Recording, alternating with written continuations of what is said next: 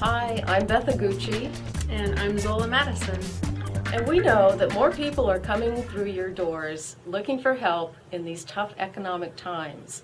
So we're here to talk about 5 tips for supporting job seekers in your library. Tip number 1, hold a resume workshop event. You can host a resume workshop like Leicester Public Library. Find someone in your library or community who can teach a workshop on how to create powerful, effective resumes that get attention. And to get the message out, use flyers, your library homepage, or a library blog. Jonesboro Public Library knows that not everybody can attend a workshop, so they offer online resume help where patrons can simply upload their resume for review. Tip number 2, help your patrons use 21st century tools to find that 21st century job. LinkedIn is a social networking site that allows your patrons to showcase their work experience and their talents. So help your patrons upload a resume and create a network of connections with their colleagues. They can even search for people and organizations they're interested in working with. And why not? Those organizations just may be looking for them on LinkedIn. Tip number 3, partner with your local workforce agency. Workforce agencies have a lot in common with libraries in meeting the needs of the unemployed. You can easily find your regional, state, or nearest local agency contact at the DOL ETA website.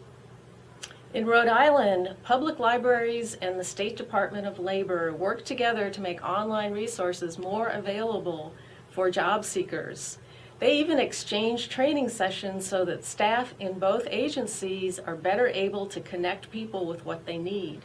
In Georgia, the State Library and the Office of Workforce Development provided 39 libraries across the state with computers and trained staff to make Georgia's workforce more job ready. Tip number 4, create a job help website. Connect your patrons with the resources they need by creating one central website, but be selective, not comprehensive, to avoid information overload.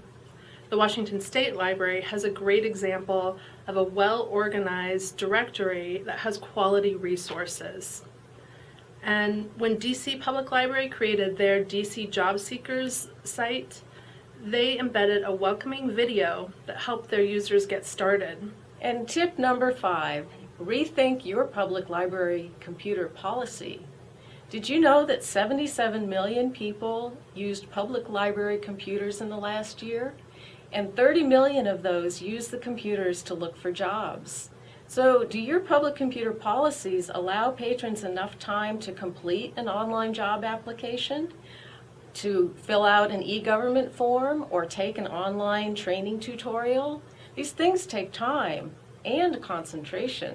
So think about dedicating 1 or more computers just for your job seekers. These 5 tips will help you get started, and you can find more examples of how libraries are meeting the needs of the unemployed in the Workforce Resources section on WebJunction.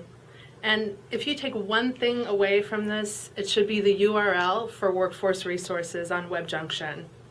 You'll find all these examples and lots more for helping job seekers and the unemployed.